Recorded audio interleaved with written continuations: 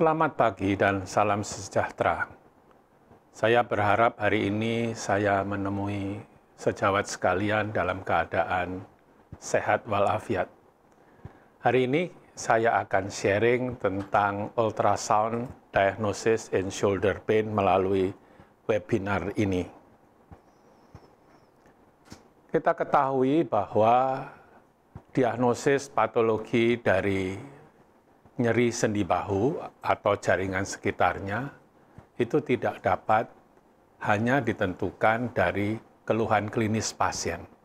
Karena seperti gambar yang tersedia ini, sejawat bisa melihat bahwa lokasi nyerinya selalu hampir sama. Ultrasound merupakan jawaban. Sejak tahun 1977 dikembangkan untuk pemeriksaan sendi, terutama sendi bahu. Dan bagi kita sebagai radiologis sangat menguntungkan untuk menggunakan ultrasound ini karena pertama kita bisa bertanya tentang riwayat penyakit pada pasien, kita bisa membangun komunikasi, kita bisa memeriksa dalam sudut yang tegak lurus masing-masing, dan bila perlu kita bisa membandingkan pemeriksaan kanan dengan kiri, bahkan kita bisa melakukan pemeriksaan secara dinamik yang tidak dapat dilakukan dengan MRI misalnya. Dan dalam beberapa jurnal terbukti bahwa akurasi dari ultrasound ini di tangan ahlinya sama, minimal sama dengan pemeriksaan MRI. Tapi saya harus menggarisbawahi ini hanya untuk bahu saja. Karena untuk sendi-sendi lain mungkin MRI jadi lebih akurat. Kembali ke anatomi. Karena tanpa memahami anatomi, maka kita akan sulit memahami patologinya. Jadi ini adalah tulang humerus yang ditopang atau distabilkan oleh struktur yang bernama rotator cuff. Dan rotator cuff ini terdiri dari 4 buah tendon yang sudah tercantum di depan layar, saudara, ditambah dengan satu tendon yang lain yang namanya long head of biceps tendon. Dan kenapa warnanya diberi warna merah dan kuning dibedakan? Karena yang berwarna merah itu berinsersi di greater tuberosity, sedang yang warna kuning, yaitu subscapularis, dia sendirian memisahkan diri dari ketiga tendon yang lain, karena insersinya di seberangnya, yaitu lesser tuberosity.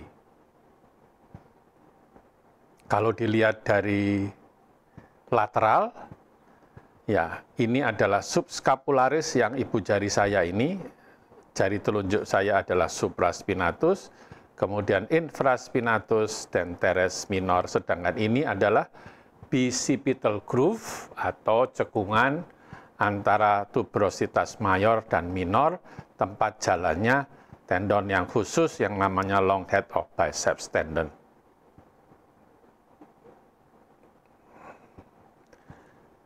Sekarang kita beralih ke patologi. Patologi rotator cuff itu penting untuk kita ketahui karena sebagian besar keluhan bahu disebabkan oleh rotator cuff. Dan sebagian besar tendon yang paling sering menimbulkan keluhan pada rotator cuff adalah supraspinatus. Sekali lagi, supraspinatus. Apa yang kita bisa lihat melalui USG pada rotator cuff? Kita bisa melihat robekan, baik itu yang parsial maupun yang full thickness atau yang masif. Atau tendinosis. Ada yang variasi dari tendinosis yang mengalami kalsifikasi. Ditulis dengan istilah osis, bukan itis, karena memang ini bukan peristiwa inflamasi. ini adalah peristiwa degenerasi. Jadi makin tua usia pasien, makin besar kemungkinan terjadi tendinosis ini. Kemudian akan dibicarakan sedikit tentang impingement, yaitu penjepitan tendon yang akhirnya menimbulkan patologi dan nyeri. Ini adalah gambaran skematis tentang anatomi dan robekan tendon.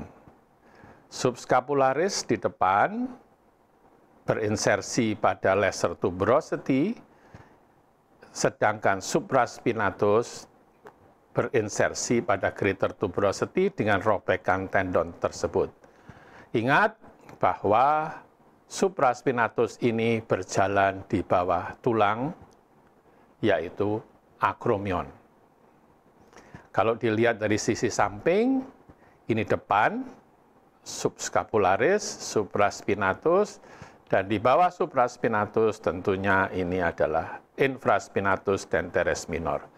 Teres minor mungkin tidak kita bahas karena teres minor jarang mengalami kelainan. Gambar ini menjelaskan kenapa usia kita makin panjang, makin besar kemungkinan kita mengalami patologi dari rotator cuff kita, terutama supraspinatus.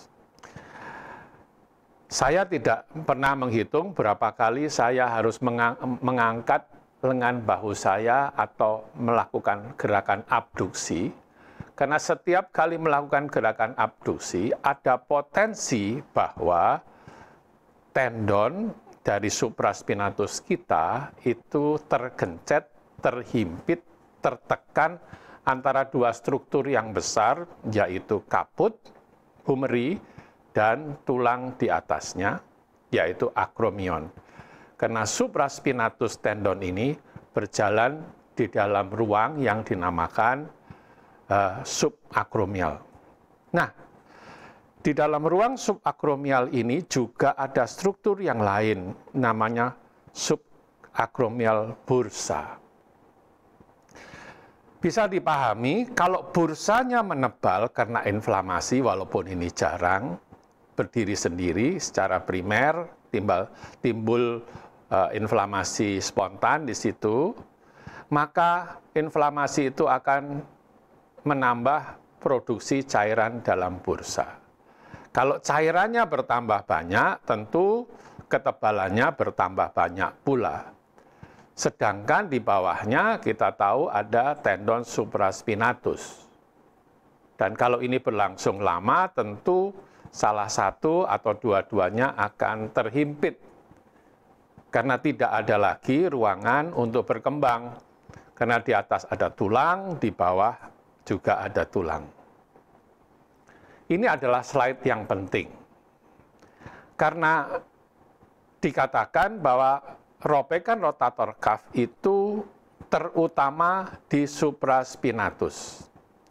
Infraspinatus itu bisa mengalami robekan, biasanya kalau supraspinatusnya robek dan robekan itu meluas ke posterior. Sedangkan subscapularis bisa mengalami robekan, tapi seringkali berhubungan atau setelah kejadian dislokasi sendi bahu atau glenohumeral. Atau selalu bersama, bukan selalu, tetapi sering bersamaan dengan robekan yang luas, yang berat dari supraspinatus, atau disertai dengan dislokasi dari tendon bisepsnya. Ini adalah gambaran dari supraspinatus yang mungkin robek dan kemudian robeknya meluas ke infraspinatus. Nah, ini gambar ini atau skema ini sangat penting sekali karena di sini kita ditunjukkan berbagai macam tipe robekan dari tendon rotator cuff. Mari kita lihat yang nomor 1. Nomor 1 ini di gambar A. Ini adalah robekan yang partial thickness. Karena kalau ini kita anggap tebal dari tendonnya, maka tidak seluruh tebal dalam ukuran kraniokaudal ini mengalami robekan. Dia mengalami robekan kecil hanya di tengah-tengah. Artinya di superficial dan profundusnya, fibersnya masih intak. Ini adalah nomor 1 adalah intrasubstance tear. Nomor 2 ini adalah partial thickness tear, tetapi karena dia berada di sisi bawah, yaitu sisi yang dekat dengan artikuler atau sendi, maka ini sisi artikuler dari robekan parsial. Kebalikannya, nomor 3 tetap partial thickness tear, tetapi lebih dekat ke area bursa sehingga disebut partial thickness tear bursal side. Kalau sudah nomor 4, maka nomor 4 ini jelas full thickness. Jadi robekannya dari kraniokaudal robek semua. Nah, kalau saudara sudah memahami gambar A, mari kita beralih ke gambar B. Gambar B ini semuanya full thickness tear. Bukan lagi parsial. Karena kalau kita membayangkan, kita bisa melihat anatomi gross-nya, kita tidak lagi melihat tendon, akibatnya kita bisa melihat permukaan dari tulang. Nah, untuk membedakannya, ini disebut anterior side, jadi focal full thickness tear, atau maaf, saya ulangi, ini adalah full thickness tear, anterior side, ini full thickness tear, posterior side. Mana yang lebih sering, 5 atau 6? Ternyata nomor 5 jauh lebih sering dari nomor 6. Sedangkan kalau kita kembali ke partial thickness tear, mana yang lebih sering? Nomor 2 yang articular side atau nomor 3 yang bursal side? Jawabannya articular side atau nomor 2 yang lebih sering. Sedangkan kalau kita melihat nomor 7, ini focal full thickness tear. Focal full thickness tear. Ini adalah total tear atau complete tear, dan kalau terjadi retraksi itu namanya massive tear. Nah, istilah itu masih bisa dibolak-balik biasanya, asal kita tahu kalau sudah total, masif, komplit, itu sudah keadaannya jauh lebih berat. Mari kita lihat hubungan antara sendi dan cairannya dengan bursa subdeltoid subarachnoid akan terbuka hanya bila terjadi full thickness tear. Jadi, putusnya tendon secara akut seringkali bisa menimbulkan penebalan bursa karena sekarang terisi oleh cairan. Tidak pada partial thickness tear, baik yang articular side, bursal side, maupun intrasubstance tear.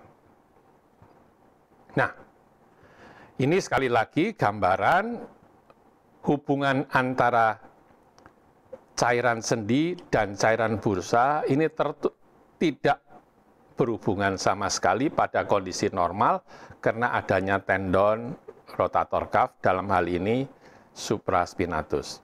Kalau supraspinatusnya mengalami robekan yang full thickness, jelas kedua kompartemen yang sama-sama ada cairannya ini akan bergabung dan kita bisa melihat bursanya bisa bertambah cairannya dan bertambah tebalnya.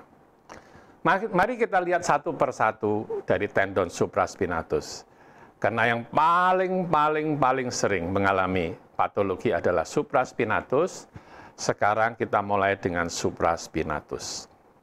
Nah, dari depan kita bisa melihat supraspinatus, dia berjalan di bawah tulang acromion, dan di atasnya persis ada bursa subdeltoid subacromial bursa. Tentu kita mengingat bagaimana cara kita memeriksa long axis dari supraspinatus tendon, dan hasilnya adalah gambar tendon yang berinsersi atau menempel pada permukaan greater tuberosity, dan tendon tersebut membentuk formasi paruh burung. Ini tulang, permukaan tulang, yaitu permukaan tulang kaput humeri. Ini adalah permukaan tulang cekung dari anatomic column dari humeri, dan ini adalah greater tuberosity, subkutan fat atau subkutan dan fatnya, kemudian ada otot deltoid, dan kita bisa melihat tendon yang normal seperti ini. Kita besarkan, dan kalau kita bandingkan dengan gambaran MRI-nya, kita melihat gambaran serupa, di mana kita melihat greater tuberosity, ini humeral head, dan kemudian di sini ada cartilage atau tulang rawan yang juga tampak sebagai area garis hitam di permukaan tulang yang putih ini. Nah, yang sering kali ditemukan adalah ada area yang hipoekoik pada area insersi. Apakah ini kelainan? Nanti dulu. Ini bisa satu tendinosis atau bisa satu robekan. Kita harus mengingat prinsip dari anisotrofi. Nah, kita lihat dari gross anatomy ini, di area ini tiba-tiba ada tikungan yang tajam dari fibers atau serabut dari tendon tersebut. Nah, kalau akibatnya, maka ini akan tidak tergambar dengan baik pada ultrasound kita. Itulah yang dinamakan dengan anisotrofi. Salah satu artefak dari pemeriksaan muskuloskeletal ultrasound yang harus dipahami. Nah, salah satu contoh kelainan sekarang, lihat greater tuberosity, ini kaput humeri, supraspinatusnya kelihatan sedikit menebal, tetapi yang terjadi adalah adanya diskontinuitas tulang, karena ini adalah avulsi atau tarikan dari korteks tendon oleh korteks tulang oleh tendon, sehingga terjadi fraktur. Ini adalah short axis-nya. Nah, kalau kita melihat short axis yang normal, di daerah medial ada permukaan short axis dari long head of biceps. Ini adalah short axis dari supraspinatus. Di sini adalah cartilage. Ini otot deltoid. Di sini kita tidak melihat dengan jelas adanya cairan, walaupun secara teoritis pasti ada cairan bursa yang minimal. Mari lihat kasusnya. Kasusnya hampir serupa, ada area yang hipoekoik, bahkan ada sedikit anekoik. Nah, kalau saudara lihat, kita harus buktikan area ini harus tetap hipoekoik. ketika kita menggeser transducer kita dan meletakkan area ini kira-kira di tengah gambar kita. Tetap hipoechoic. Ini mencurigakan satu robekan. Tetapi tunggu dulu, kita harus pastikan pada short axis-nya apakah memang ada robekan. Ternyata setelah kita lihat pada long axis ada robekan, short axis-nya kita juga menemukan robekan. Dan ini partial thickness, karena kalau dilihat, di sini masih ada fibers yang masih utuh, ya.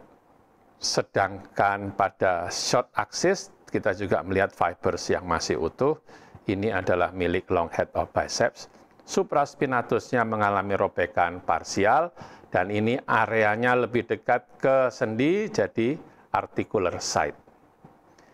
Nah, ini adalah kelainan robekan supraspinatus. Kita ingat greater tuberosity, humeral head, tendonnya demikian, ada robekan di bursal site karena di atasnya ini adalah area bursa. Saya tulis rare karena incidence-nya lebih jarang dibanding yang articular site. Ini short axis-nya masih tampak, dan kalau dalam bentuk movie-nya kita melihat robekannya memang minimal sekali, jadi pasti partial thickness tear.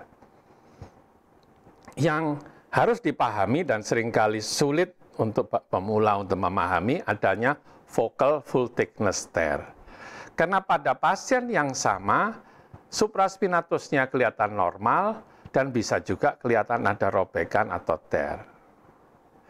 Itu karena supraspinatus tendon itu cukup tebal, cukup lebar. Sehingga adanya robekan di depan, yang paling sering adalah robekan di anterior, bila diperiksa oleh transducer pada posisi anterior, akan tampak robekannya. Tetapi ketika transducer yang berwarna kuning ini digeser ke posterior, maka karena robekan ini hanya sebagian dari lebar supraspinatus tendon, maka di bagian belakang ini masih tampak intak. Nah, itu harus kita konfirmasi supaya kita lebih yakin dengan short axis-nya. Kita lihat ternyata ini adalah long head of biceps, ini robek, area yang robek, dan kemudian masih ada area tendon supraspinatus yang masih intak, yaitu area di sini. Nah, ini juga focal full thickness tear, ya, parsial. Nah, kalau kita lihat di sini masih parsial karena ukurannya ini baru 9 mili. Sedangkan lebar dari supraspinatus itu minimal adalah 15 mili. Jadi masih ada kira-kira 6 mili yang masih intak. Mari kita lihat long axis dari supraspinatus pasien ini. Yang sebelah kanan pasti pasien ini masih normal. Yang sebelah kiri, saudara melihat seperti ada supraspinatus tendon tapi yang sudah sempit atau menipis. Ini bukan atrofi, karena ini bukan lagi tendon. Tendonnya di mana?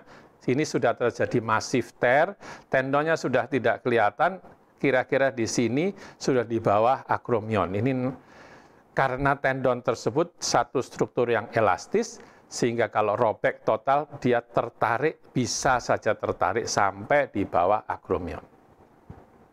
Nah, sudah lihat ini. Kemudian kita melihat ada satu tanda yang baru, yaitu garis yang hyperechoic.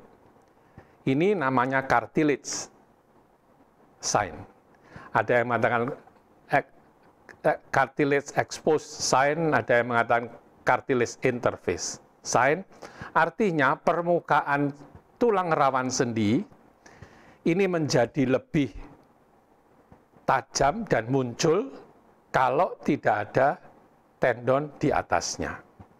Artinya, ini ketika cartilage sign ini muncul, kita bisa meyakinkan diri kita sendiri bahwa sudah terjadi massive tear dari supraspinatus, atau total tear atau complete tear. Tentu short axis-nya juga harus sama seperti ini. Ini yang normal. Nah, apakah saudara melihat kelainan di sini? Masih tetap supraspinatus dengan greater tuberosity dan humeral head? Ya, betul. Ini adalah lesi yang ekoik. Ini adalah kalsium hidroksiapatite. Pada proses degenerasi, maka timbul kalsifikasi yang abnormal, dan kalsifikasi ini menandai bahwa telah terjadi proses degenerasi atau tendinosis yang cukup lama. Sehingga kita namakan kondisi ini calcific tendinosis. Nah, kadang-kadang pada pasien yang lain seperti ini, kalsifikasinya banyak sekali, multiple, dan tidak semua berbentuk yang hyperechoic, ada yang echogenicity-nya lebih rendah. Karena memang tidak semua ditemukan dalam kalsium yang padat. Sebagian besar masih dalam kalsium yang cair, yang namanya milk kalsium. Seperti ini. Nah, yang sering membingungkan di bawah kalsifikasi ini selalu ada area yang hypoechoic. Karena memang gelombang ultrasoundnya tertahan. Apakah ini robekan? Ini yang sulit untuk dipastikan. Tetapi secara statistik, kemungkinan di bawah dari kalsifikasi dalam tendon ini, tendonnya masih intak. Bagaimana dengan full thickness tear? Ada tandanya. Yang pertama adalah focal defect. Jelas. Ada area anechoic atau wet, karena anechoic itu menandakan adanya cairan yang cair, yang tidak terlalu kental, seperti ini kondisinya. Dan ada uncovered cartilage sign yang pernah saya sebut sebelumnya, loss of convexity, ya, dan massive tear atau retraction under acromial process. Seperti ini sudah hampir termasuk masif. Seharusnya tendon ini itu menempel di greater tuberosity. Sekarang tendonnya sudah tertarik ke medial, hampir menghilang dari bidang gambar ultrasound kita. Ini sekali lagi, sudah tidak ada tendon di sini, dan pada short axis kita masih melihat infraspinatusnya masih ada, tapi supraspinatusnya sudah tidak ada. Nah, ini full thickness tear, tetapi tidak pada insersionya, kira-kira 1 cm dari insersio.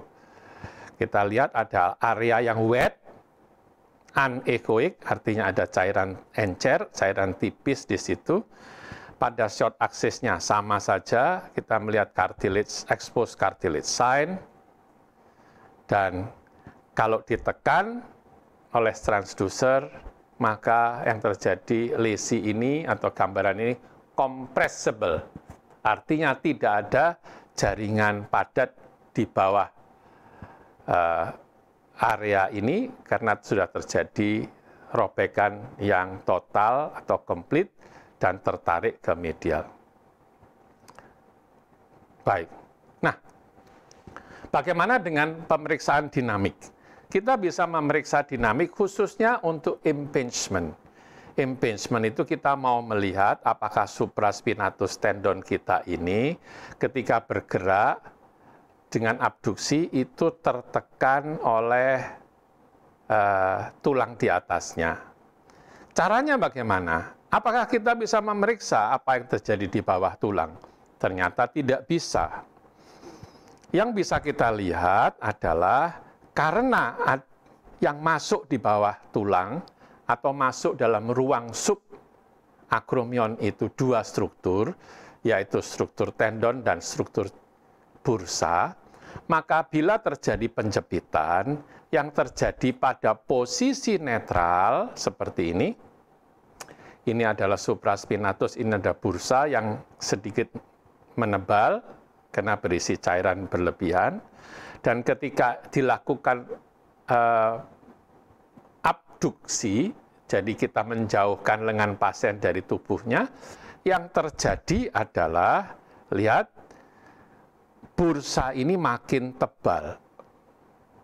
Artinya ada tekanan pada kedua struktur itu, sedangkan karena tekanannya maka yang berisi cairan yang lebih lemah ngalah.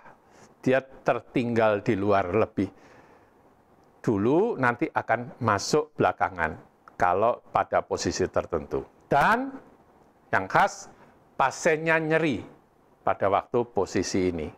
Itu dynamic examination. Saudara bisa melihat ini, bursa yang makin menebal pada posisi atau pemeriksaan dinamik. Dan ini, kalau ini, kita tidak, kalau kita bisa memeriksa dinamik, tetapi kita melihat bahwa ini penambahan cairan pada bursa. Jelas kalau penampilan bursanya seperti ini, apalagi bursanya tidak kosong, ada isinya raised bodies atau penebalan dari synovium di dalam bursa, jelas kondisi ini menimbulkan impingement atau kompresi dari supraspinatus di subacromion space. Nah, sekarang mungkin kita bisa lebih cepat membahas tendon-tendon yang lain. Long head of biceps tendon kita periksa biasanya pada awal pemeriksaan bahu, posisinya short axis. Nah, kita tahu anatominya. Ini adalah biceps tendon yang berasal jauh di dalam tendon karena dia menempel pada labrum.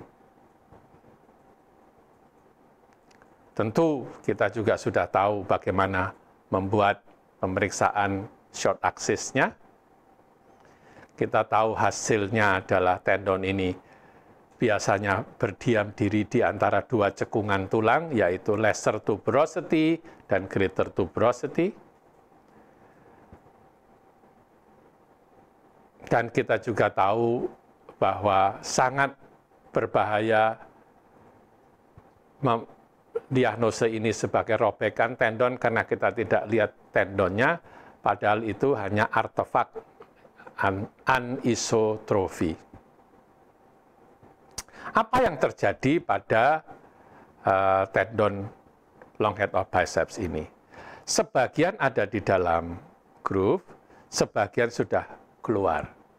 Artinya ini adalah subluxasi. Dan biasanya subluxasi atau dislokasi kalau keadaannya lebih berat selalu ke arah medial, selalu ke arah tendon subscapular. Nah, ini adalah pemeriksaan long axis dari long head of biceps. Hasilnya adalah gambar tendon yang mulus seperti ini, garis-garis fibriler. Dan kalau ada sedikit cairan di sini, ya masih wajar saja karena kita tahu tadi bahwa tendonnya berasal dari dalam sendi. Jadi ada cairan sendi yang merembes dan biasanya ada di lokasi ini.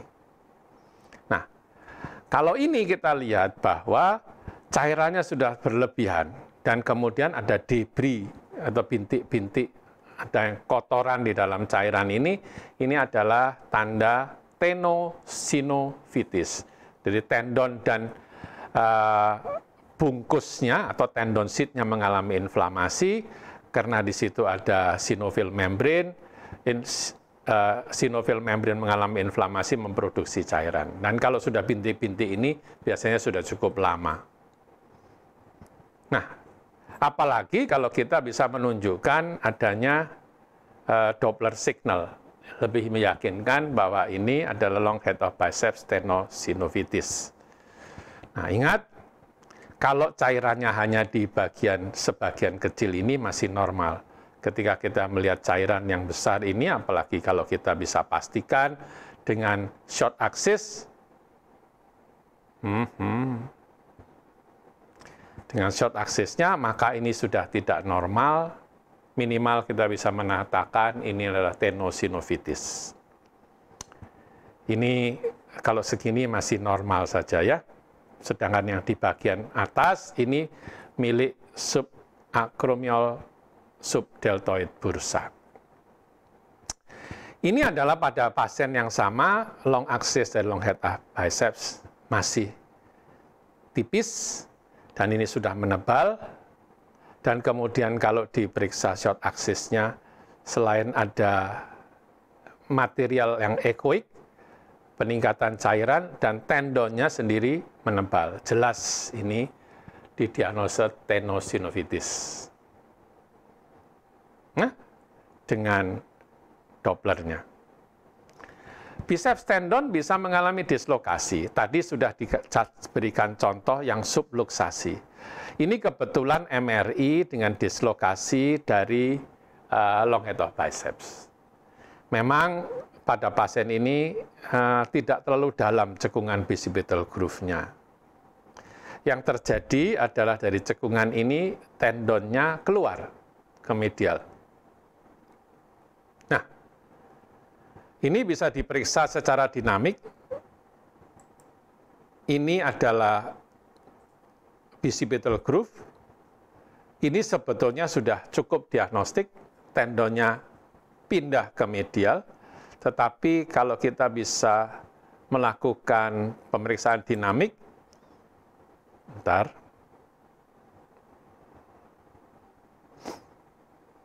kalau kita bisa melakukan pemeriksaan dinamik, kita bisa melihat bahwa tendon itu bisa bergerak makin ke medial kalau kita melakukan external rotasi. Ya, lihat, yes. Baik. Oke, ini subluxasi yang tadi. Nah, bisa saja tendonnya tidak terlihat sama sekali. Baik pada short axis maupun long axis, ini mungkin debris atau perdarahan atau bekuan darah. Yang terjadi adalah ini yang normal, long head of biceps tendon, panjang sekali tendonnya, kemudian ini otot bicepsnya. Yang terjadi di sini adalah tidak ada lagi tendon, tapi ada bekas-bekas perdarahan, dan ini perdarahan yang masif. Ini berarti sudah terjadi robekan total atau putusnya long head of biceps tendon, dan pasiennya jelas sekali datang dengan Popeye sign, di mana kalau kita minta pasiennya untuk mengkontraksikan bicepsnya, maka kontraksi itu berada di bawah dari biasanya. Kenapa masih bisa melakukan kontraksi? Karena lihat, walaupun tendon long head-nya putus, masih ada satu serep lagi, yaitu short head. Ada short head, oke, dari bicep. Subscapularis. Nah, kita panjangkan, kita lihat long axis-nya, periksanya demikian. Baik, kita lakukan secara dinamik. Ingat, yang di area ini kemungkinan besar hanya anisotrofi. Bagaimana dengan short axis-nya? Short axis-nya kita periksa. Nah, selalu kita melihat beberapa fasikel dari tendon diselingi dengan area yang slight hypoechoic. Bagaimana kalau ada area yang anechoic? Ini normal, anechoic seperti ini. Apakah ini ini adalah anisotrofi. Apakah ini juga anisotrofi? Ternyata bukan.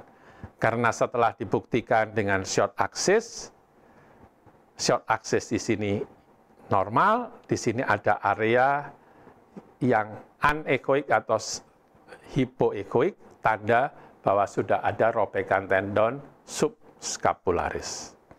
Bisa mengalami kalsifikasi juga? Ya, tendon sama-sama, tendon rotator cuff bisa mengalami kalsifikasi, deposit kalsium hidroksiapatite.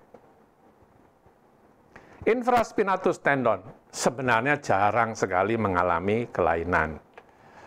Dan kita tahu, kita periksa dengan minta pasiennya menggapai bahu kontralateralnya, kita periksa dari samping atau dari belakang, dan biasanya kita dapatkan gambar seperti ini, bentuk seperti paruh burung. Tetapi pada kondisi ini, infranya tebal dan hipoechoic. Ini adalah tendinosis, dan biasanya karena overuse, karena mungkin supraspinatusnya atau subscapularisnya juga mengalami robekan sehingga dia harus mengambil alih tendon-tendon yang lain untuk menstabilkan bahunya. Jadi ini pasiennya sekarang tebal. Ada yang mengatakan bagaimana kalau kita ukur? Ada yang suka mengukur, tetapi biasanya kalau kita sudah biasa, kita tidak perlu mengukur-ukur lagi. Ada yang memberikan angka lebih dari 4,7 mili itu sudah mengalami penebalan dan tidak normal. Tapi biasanya kita tahu, karena kita bisa membandingkan sebetulnya kalau normal begini. Ya, kalau ini sudah jauh lebih tebal dari yang normal. Nah, bagaimana kalau kita temukan cairan pada bursa? Cairan pada bursa ini selalu membawa kecurigaan adanya robekan tendon rotator cuff. Lihat, terutama kalau di subdeltoid bursa berhubungan dengan 70%. 70% berhubungan dengan rotator cuff tear. Kalau fluid di sekitar biceps itu 60%. Kalau dua-duanya ada, 90% harus kita cari adanya rotator cuff tear atau robekan rotator cuff. Bursa sangat besar, SASD, bahkan sampai di superficial dari infraspinatus. Dan ternyata ada hubungannya dengan sudah tidak ada lagi supraspinatus tendon, ya. Ada irregularitas permukaan tulang tempat insersi, tempat nempelnya supraspinatus ini merupakan tanda sekunder bahwa terjadi robekan yang kronis sudah lama. Dan kita tahu pada short axis-nya tidak ada lagi tendon, yang ada adalah jaringan granulasi atau sinovitis dan cairan yang besar sekali jumlahnya pada subacromial subdeltoid bursa. Bagaimana dengan rotator cuff patologi? Sekarang kita keluar dari tendon-tendon tersebut. Bagaimana dengan posterior labrum dan posterior joint space? Kita mengingat, kita melihat joint space posterior dari sisi posterior. Nah, yang kita biasa temukan adalah ini adalah permukaan posterior dari kaput humeri, humeral head. Ini adalah labrum berbentuk segitiga ini, dan cairan sendi di sini. Terutama adalah untuk melihat penambahan cairan sendi. Ini humeri dan ini cairan sendi yang tidak normal. Ini adalah infraspinatus. Di sini adalah infraspinatus muscle. Cairan tendon itu hanya di sini saja. Tidak menonjol karena memang normal. Tapi begitu ada peningkatan cairan tendon, kita melihat cairannya lebih menonjol di dalam kapsul sendi. Tentu kita bisa masukkan jarum dan kemudian melakukan aspirasi dari cairan ini. Apa bedanya gambar A dan gambar B? Kalau gambar A untuk menunjukkan cairan lebih banyak, pasiennya diminta untuk eksternal rotasi. Sedangkan gambar B adalah posisi netral. Acromioclavicular joint. Kita periksa dari atas, kita melihat, kita tidak bisa melihat bagian bawahnya, yang kita bisa lihat adalah permukaan dua tulang yang menyatu menjadi satu sendi ini. Gambarnya demikian. Oke. Ini milik klavikula, ini milik akromion, ruang sendinya, dan ada area ekoik, ya. Mungkin seperti diskus yang terbuat dari cartilage. Nah, beda sedikit dengan yang ini. Ini permukaan irreguler, terjadi osteofit, ini adalah osteoartritis dari acromioclavicular joint yang tidak jarang kita temui. Nah, padahal kita tidak bisa melihat osteofitnya dari foto polosnya. Tetapi kalau kita besarkan memang permukaan sendinya agak irreguler. Nah, pasien yang lain nyeri dan kita lihat bandingkan kanan dan kiri, yang kanan jarak paling dekat sekian, yang kiri jarak paling dekatnya sekian. Berarti antara dua tulang yaitu akromial dan klavikula sebelah kiri sudah terjadi cerai sendi. Jadi menjauh. Terjadi disruption. Sedangkan kalau diteliti lagi, ternyata ada nyeri tekan pada klavikulanya, dan selain itu ada fraktur dari klavikula. Bisa dilakukan pemeriksaan dinamik untuk acromioclavicular joint dislocation atau disruption ini. Kita melihat ini sendi acromioclavicular ini tampak mengalami pergerakan yang berlebihan. Berarti sudah terjadi dislokasi atau disruption. Ini adalah bagian yang paling mudah, tapi juga paling susah. Adhesive capsulitis dan gambaran rotator cuff interval.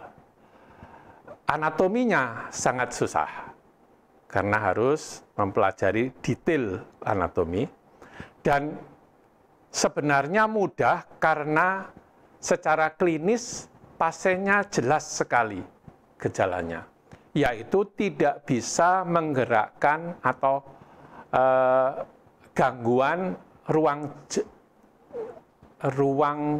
sendinya, ruang gerak sendi atau ROM, range of motion dari sendinya. Kalau kita minta pasiennya untuk membuka lengannya seperti ini, mungkin yang sakit hanya sampai di sini, sedangkan yang normal bisa sampai ke sisi tubuh. Kalau kita minta pasiennya untuk mengangkat lengannya, yang terjadi adalah yang ini bisa diangkat normal sampai 90 derajat, bahkan lebih. Yang ini dia bisa tetapi yang diangkat bahunya begini. Dan bahu yang begini ini salah satu tanda setelah terjadi adhesive capsulitis. Nah, kalau secara klinis sudah kelihatan, kenapa kita harus memeriksa dengan ultrasound? Kita mau lihat apakah primer atau sekunder. Yang primer adalah dia terjadi pada kapsul, sedangkan rotator cuff tendonnya normal. Kalau sekunder mungkin diawali dari kelainan rotator cuff dulu, dan biasanya fisioterapi juga ingin mendapatkan data itu supaya jika ditemukan rotator cuff tendon memang normal, maka fisioterapi bisa dilakukan dengan lebih agresif. Ini adalah gambaran rotator cuff interval, di mana transducer kita taruh di tengah-tengah antara long head of biceps, supraspinatus di sisi lateral, dan di medialnya ada subscapularis. Interval karena interval antara tiga tendon pembentuk rotator cuff. Kalau dilihat di sini ada satu struktur memanjang persis di atas long head of biceps. Ini harus pakai mata elang, mata Raja Wali. Kemudian di sini juga ada struktur linier, hampir sama tetapi agak jauh. Struktur-struktur ini penting karena struktur ini punya makna, yaitu namanya adalah coracohumeral ligament. Kita lihat langsung aja di struktur ini adalah long head of biceps. Struktur di atasnya itu adalah coracohumeral ligament. Struktur di bawahnya adalah superior glenohumeral ligament.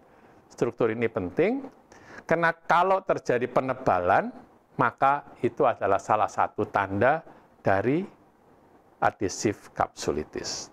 Lihat, long head of biceps, penebalan dari coracohumeral ligament, dan penebalan dari superior glenohumeral ligament. Sekali lagi, yang ini adalah superior, yang hijau muda adalah superior glenohumeral ligament, yang abu-abu adalah coracohumeral ligament. Pada area sekitar bicipital groove, kita bisa melihat bahwa yang hijau adalah long head of biceps, di atasnya adalah coracohumeral ligament, di bawahnya adalah superior glenohumeral ligament. Sebenarnya ini adalah masuk yang intermediate. Pada awalnya kita tidak langsung mengajarkan anatomi yang cukup complicated ini. Baik. Nah, pada keadaan akut, kita mungkin lebih beruntung kalau kita bisa menunjukkan dengan Doppler signal. Sedangkan yang ini penebalan yang bagian atas, tahu, masih ingat, coracohumeral ligament. Sedangkan area di bawah ini adalah superior glenohumeral ligament. Dengan demikian kita sudah menyelesaikan baik rotator cuff patologi maupun non-rotator cuff patologis. Yang rotator cuff terdiri dari partial thickness, full thickness, massive tear, tendinosis, salah satu variasinya adalah calcifying tendinosis. Dengan impeachment kita bisa periksa secara dinamik. Kemudian yang non-rotator cuff termasuk long head of biceps tendon, tendinosis, tenosinovitis, robekan, dislokasi atau subluxasi, dan fraktur. Dan sedikit tentang yang intermediate, yaitu adhesive capsulitis. Dengan demikian, saya menyelesaikan webinar ini dan membuka sesi tanya-jawab. Terima kasih.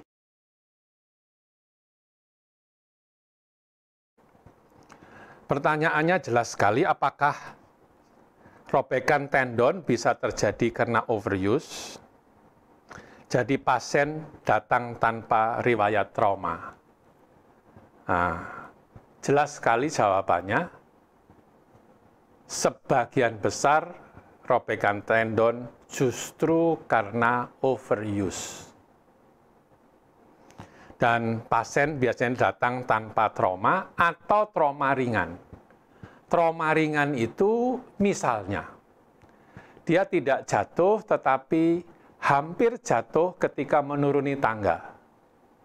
Pada saat yang tepat, pasien itu memegang railing dari tangga tersebut sehingga dia menstabilkan dirinya sendiri, tidak jadi jatuh, tetapi tertarik sedikit bahunya. Dan sejak saat itu nyeri. Itu berarti sudah ada tendinosis, ada kelemahan dari tendon, dan kemudian di-trigger dengan satu tarikan kejutan. Walaupun traumanya tidak besar, dan terjadilah robekan.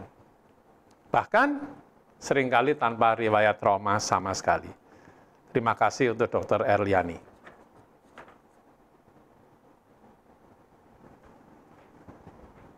Sedangkan kalau kita bicara soal penyebab adhesive capsulitis, sampai sekarang penyebabnya memang belum ditemukan.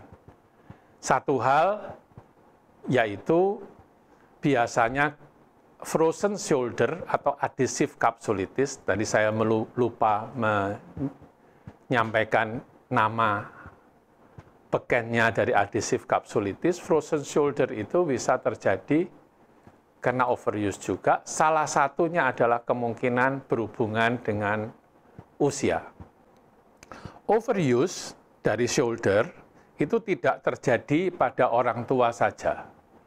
Bisa terjadi pada orang muda, khususnya yang melakukan kegiatan terlalu banyak dengan lengannya. Misalnya para atlet. Kami berkecimpung dalam sport klinik yang mengawasi dan mengawal para atlet olahraga prestasi di provinsi ini.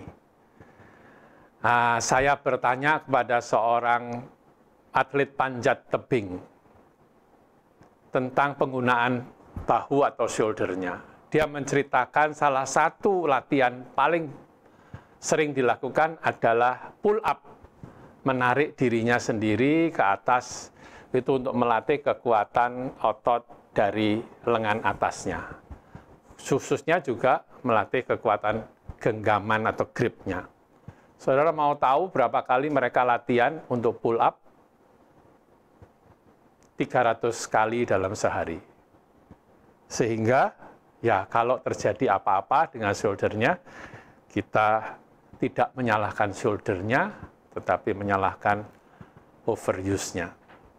Jadi, bagaimana melaporkan hasil pemeriksaan dinamik dan ditemukannya impingement. Memang dalam laporan ini kan kita lakukan laporan tertulis. Caranya adalah, pertama saya ingin menjelaskan tentang laporan kita. Memang kita harus membangun rasa percaya diri dari para dokter yang mengirimkan pasien ke kita untuk kita periksa. Karena berbeda dengan MRI yang jelas gambar anatominya bisa dilihat, kita tahu tadi bahwa bagi orang yang tidak mengenal anatomi ultrasound, kelihatannya seperti mengada-ada. Ini bagian apa? Kadang-kadang sulit untuk dipastikan hanya dari gambar yang kecil itu. Nah, kemudian kita perlu mempunyai sistematika menjawab dengan standar. Itu nanti mungkin kita bisa bicarakan di kesempatan yang lain. Nah, sedangkan khusus untuk impingement, kita bisa sebutkan telah dilakukan pemeriksaan dinamik dalam kurung abduksi lengan atas dan ditemukan adanya tanda-tanda ultrasound penekanan dari supraspinatus tendon di subacromial space. Berupa penebalan dari bursa subarachnoid subdeltoid pada posisi abduksi. Itu adalah jawaban panjangnya. Tapi sebenarnya itu bisa dikonfirmasi secara klinis dengan mengabduksikan lengan. Tidak ada hambatan. Kalau ada hambatan itu berarti frozen shoulder atau adhesive capsulitis. Tetapi lengan itu nyeri pada posisi tertentu. Biasanya tepat pada waktu kita melihat gambar adanya bulging atau penebalan dari subarachnoid subdeltoid bursa.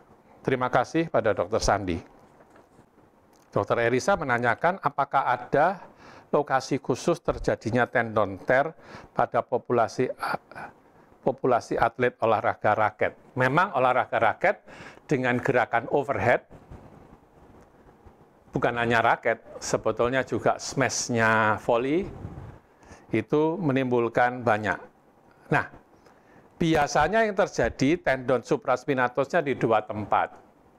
Pada area tempat menempelnya tendon supraspinatus pada tulang, yaitu permukaan greater tuberosity, dan kedua pada critical zone, yaitu 1 cm medial dari area insersi tersebut.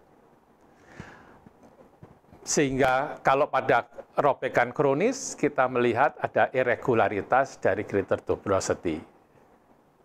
Nah, sedangkan critical zone atau 1 cm medial, 1 cm medial atau proksimal dari menjauhi dari greater tuberosity atau insersinya, itu ada beberapa teori. Karena di situ pembuluh darahnya paling sepi. Sehingga kalau terjadi perobekan, paling sulit untuk sembuh. Salah satunya adalah teorinya demikian. Jadi ada 2 tempat, di tempat insersi dan 1 meter medial dari insersi supraspinatus. Terima kasih, Dr. Irisa. Ada panjang. Oke. Saya butuh monitor. Jika ada permintaan USG shoulder dengan curiga supraspinatus tear, apakah kita lakukan USG seluruh rotator cuff plus rotator plus non-rotator cuff atau supraspinatus saja? Jawabannya khusus untuk bahu kita lakukan semua karena rotator cuff tendon itu secara teori dan anatominya saling berhubungan. Jadi satu patologi dari tendonnya bisa mengakibatkan patologi dari tendon yang lain dalam kelompok yang sama, yaitu rotator cuff. Berbeda dengan ankle misalnya, kalau pasiennya hanya minta Achilles tendon, ya kita bisa melakukan hanya Achilles tendon. Pertanyaan kedua, selamat siang, izin bertanya, untuk dislokasi tendon long head of bicep, apakah pada kondisi akut sudah ada bergeser atau pergeseran ke arah medial? Pada kondisi akut sudah bergeser. Mungkin yang terjadi kalau bergeser keluar semua tendonnya dari groove-nya, dislokasi, atau pada kondisi awalnya mungkin subluksasi, yaitu sebagian keluar, sebagian masih di dalam. Dan kalau ini tidak disadari dan bahu itu dipakai terus untuk kegiatan-kegiatan yang traumatis, maka bisa terjadi memberat subluksasi menjadi dislokasi. Yang ketiga, saya mau bertanya lebih sensitif. Sensitif. Dan lebih mudah manakah, bukan pertanyaannya, ternyata saya salah baca. Lebih sensitif dan lebih mudah manakah antara USG dan MRI untuk melihat superior glenohumeral ligament? Untuk superior glenohumeral ligament lebih mudah ultrasound. Tetapi untuk melihat coracohumeral ligament, bagi saya sama-sama mudahnya. MRI bisa dipakai khususnya yang irisan sagital oblik pada T1. T1 sagital oblik pada sendi bahu kita bisa melihat coracohumeral ligament kalau normal. Kalau tidak kelihatan, sebentar, normal itu kelihatan karena ligamennya hitam dan di atas dan di bawahnya ada fat yang putih atau hyperintens. Nah, kalau semuanya hitam di daerah itu berarti terjadi fibrosis, terjadi granulasi dari sekitar coracohumeral ligament, itu justru tanda dari adhesive capsulitis. Jadi jawabannya untuk superior glenohumeral ligament saya mengandalkan ultrasound. Tapi untuk coracohumeral ligament silakan bisa pakai ultrasound atau menggunakan MRI. Izin bertanya, seandainya tendinitis tidak kita dapati adanya color Doppler, apakah semua fase kronis? Mohon petunjuk. Kita lebih suka menggunakan istilah tendinosis, bukan tendinitis. Satu. Kedua, memang tidak selalu terjadi tanda inflamasi di situ karena memang proses utamanya bukan karena inflamasi, tetapi lebih karena overuse. Bisa terjadi pada fase-fase tertentu terjadi inflamasi. Nah, memang belum ada bakunya bagaimana.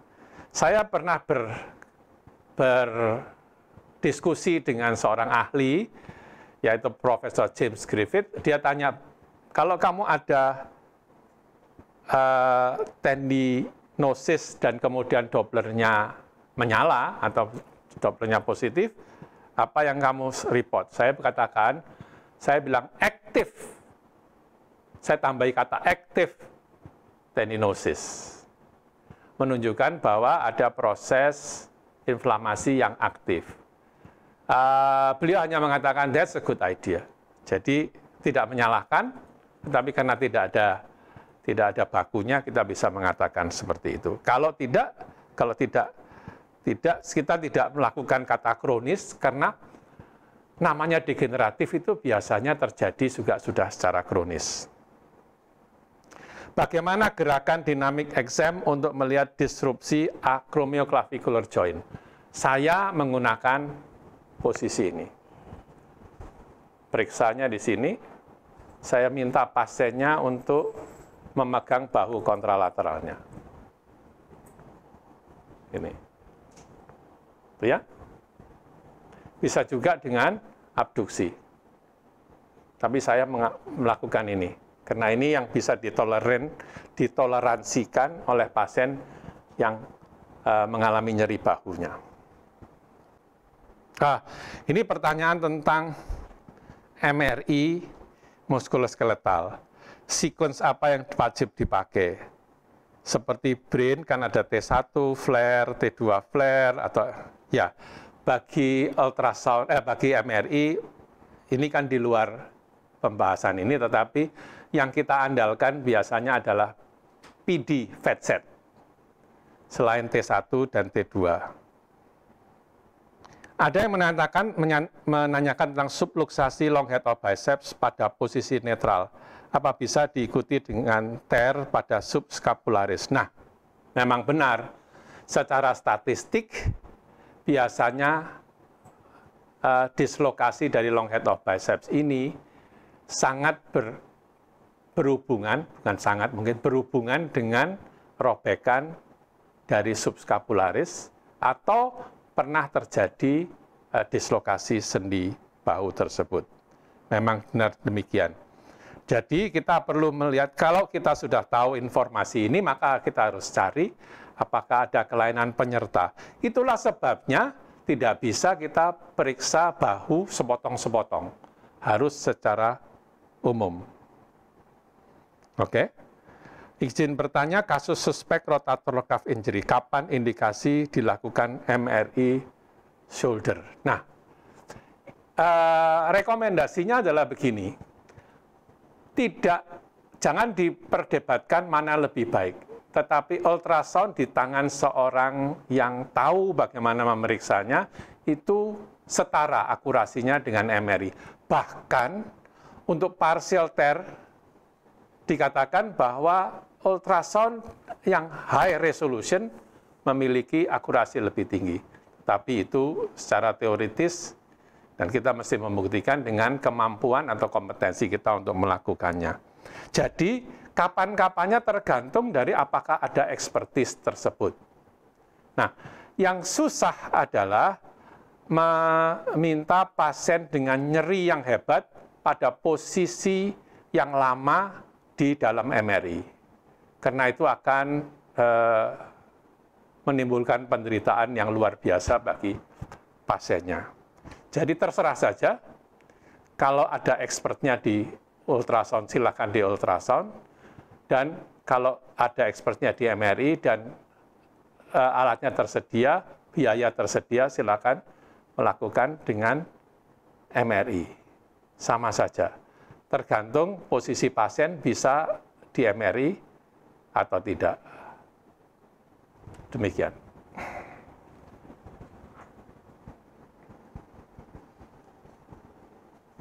Oh, masih banyak. Bagaimana membedakan adhesif kapsulitis atau impingement?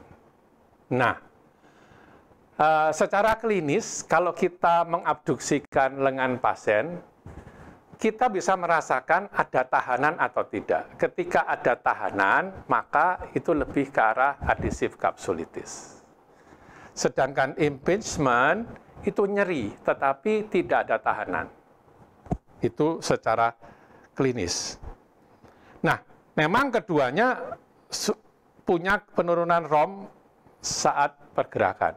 Itulah sebabnya kita mungkin perlu periksa dengan ultrasound untuk membedakan lebih jelas lagi di atas kemampuan pemeriksaan fisik kita.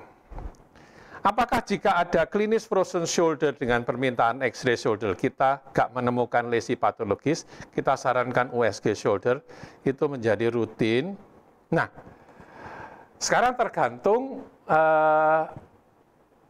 konsensus kita dengan teman-teman, khususnya di rehab medis. Karena saya pernah mengikuti, cerita saja, pernah mengikuti satu pertemuan internasional di bidang rehab medis. Saya menanyakan ini, saya seorang radiologis, saya melakukan pemeriksaan frozen shoulder dengan ultrasound, bagaimana menurut pendapat para ahli rehab medis. Dengan dia mengatakan begini, frozen shoulder tidak perlu diperiksa dengan ultrasound, cukup dengan pemeriksaan fisik.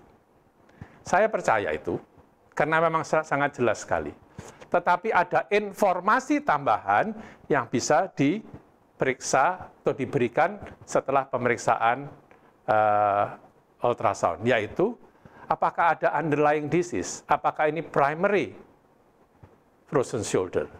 Dulu frozen shoulder pernah ada sejarahnya, saudara tahu bagaimana mengobatinya, pasiennya di general anestesi dan kemudian di stretch, digerakkan, ruang gerak sendinya dipaksa digerakkan ke seluruh arah sampai lepas. Jadi itu, tetapi tidak dilakukan lagi, tetapi tetap prinsip pengobatannya adalah stretching, melatih kembali dan memanjangkan kapsul sendi yang sudah menebal tersebut, sambil tentu mengobati antiinflamasinya, sehingga semuanya bisa dilakukan tanpa rasa sakit. Nah, tetapi kalau itu ada underlying disease, misalnya high grade partial tear dari supraspinatus, maka selalu ada risiko pada waktu dilakukan manipulasi yang high grade partial itu menjadi full thickness jadinya. Apakah dari sejawat ortopedi pernah menanyakan USG apakah yang bisa membedakan tendinitis akut dan kronis? Tidak. Mereka biasanya mengirim dengan nyeri rotator cuff, apakah ada kelainan rotator cuff, gitu saja biasanya. Ya. Atau apakah ada tanda-tanda adhesif kapsulitis. Nah, pertanyaan cukup beragam dan cukup menarik. Pesan terakhir dari saya adalah selain saudara harus mulai mengembangkan ultrasound di bidang muskuloskeletal ini, kalau saudara sendiri memeriksa ultrasound, jangan memeriksa dengan posisi abduksi terlalu lama. Khususnya kalau saudara duduk dan pasiennya berbaring dan posisi tangan saudara seperti ini. Ini akan menjadi overuse bagi supraspinatus saudara sendiri. Kalau saya lakukan dengan berdiri, pasiennya lebih rendah, jadi pada waktu saya memegang transducer, posisi bahu saya di dekat tubuh saya sendiri. Saya lebih suka menjadi dokter daripada menjadi pasien. Jadi demikian juga, saya tidak menginginkan bertemu saudara, karena saya harus memeriksa saudara sebagai pasien. Karena yang pasien-pasien saya yang sudah lanjut usia biasanya itu punya ciri-ciri khas dari segi pekerjaan. Yang paling menyedihkan bagi saya adalah pekerjaan guru. Karena zaman saya kecil, guru itu banyak menulis di papan tulis dengan posisi ini. Dan banyak sekali mengalami masalah. Until next time, jaga diri saudara sendiri, tetap sehat, tetap selamat, dan lakukan ultrasound dengan lengan saudara di samping tubuh saudara. Terima kasih atas perhatian saudara. Salam sejahtera dari saya. Sampai jumpa.